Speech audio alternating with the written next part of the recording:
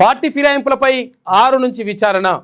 ఎమ్మెల్యేల పార్టీ ఫిర్యాదుపై ఈ నెల 6 నుంచి విచారణ నిర్వహించాలని స్పీకర్ గడ్డం ప్రసాద్ కుమార్ నిర్ణయించారు.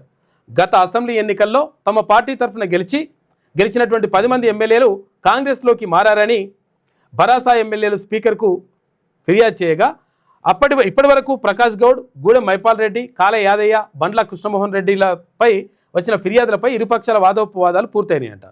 ఇక 6, 12 తేదీల్లో తెల్లం వెంకట్రావు, సంజయ్లపై పిటిషన్లు, 7, 13 తేదీల్లో పోచారం శ్రీనివాసరెడ్డి, తర్వాత అరికపూడి గాంధీలపై పిటిషన్ల విచారణ నిర్వహిస్తారు. ఆయా తేదీల్లో ఇరుపక్షాలకు చెందిన న్యాయవాదులు తమ వాదనలు వినిపిస్తారు. ఈ మేరకు అసెంబ్లీ కార్యదర్శి నరసింహాచార్యులు ఇటు మంగళవారం షెడ్యూల్ విడుదల చేశారు.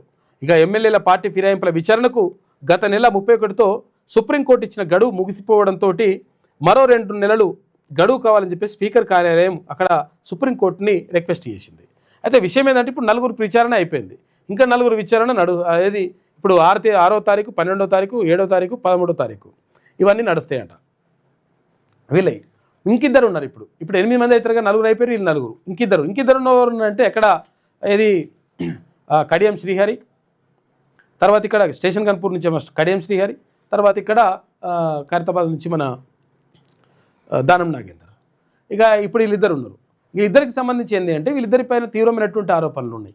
తర్వాత అంటే ఇక్కడ పార్టీ ఫిరాయింపులకు సంబంధించి అక్కడ ఆయన కడియం శ్రీహరి కూతురు కడియం కావ్య ఇక్కడ ఎంపీగా పోటీ చేయడంతో ఆ ప్రచారానికి కాంగ్రెస్ పార్టీ నుంచి పోటీ చేస్తే ఆ ప్రచారానికి వెళ్ళి కాంగ్రెస్ ప్రచారంలో పాల్గొనడం, కండువాలు వేసుకోవడం, ఇవన్నీ కూడా మొత్తం క్లియర్గా ఎవిడెన్స్ దొరికింది.